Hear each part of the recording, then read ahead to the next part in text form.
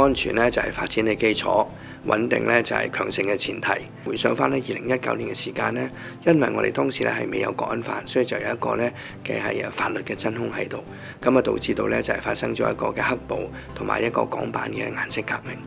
咁我哋係2020年咧國安法係國家頒布實施咗之後咧，基本上就填補咗呢個法律嘅真空，令到我哋咧開始咧係由亂到治。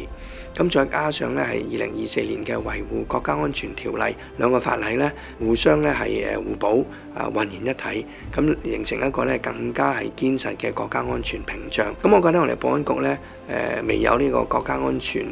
嘅情況出現之前咧，可能主力都係反恐啦，一啲係打擊罪案啦。咁但係經過2019年咧，大家都知道國家安全呢個嘅危險咧確實存在嘅。所以我哋喺維護國家安全方面，包括一啲嘅立法工作啊，一啲政策工作啦，都係擔當起一個好重要嘅角色嘅。維護國家安全嘅工作咧，係沒有完結時，係只有進行式嘅。我哋一路咧係要改進嘅。國安法喺香港頒布實施之後咧，到目前為止，其實我哋已經咧係拘捕咗326名人士，係同呢個維護國家安全有關嘅罪行嘅。咁亦都已經係檢控咗188人，而亦都係有165人咧係已經係被入罪嘅。咁另外咧，其實喺個情報方面咧，我哋有一個國安熱線啦，到目前為止咧，亦都係已經係收到係超過90萬條相關信息，亦都顯示到咧，其實市民對於國家安全係非常關注、非常留意，亦都好願意咧係將相關信息係俾我哋。軟對抗嘅本質係啲乜嘢？首先佢係對抗咧我哋國家對於我哋嘅管治權，亦都係對抗我哋香港咧一個高度嘅自治權。佢哋咧就係希望咧係透過一啲假新聞、假消息，一啲咧似是而非，其實混雜咗一啲咧係錯誤嘅信息咧，係撈入一啲咧我哋係關注嘅社會議題，從而咧係挑撥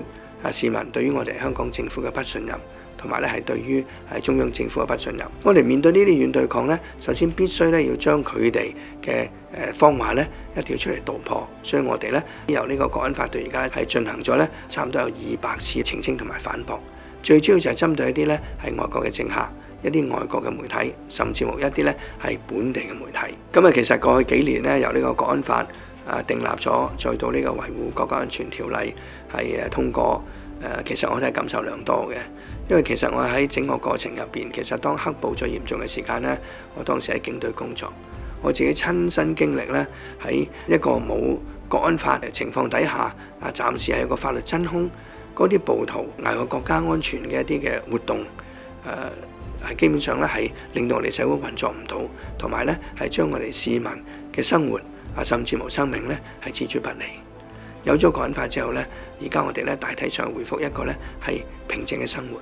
雖然我哋咧係要居安思危，唔能夠掉以輕心，咁但係整體咧社會都係得以喘息，同埋我哋經濟咧係得以一個嘅發展。危害國家安全行為咧係呢個非常係嚴重嘅行為嚟嘅，咁所以我哋必須咧係有法必依、執法必嚴、違法必究嘅。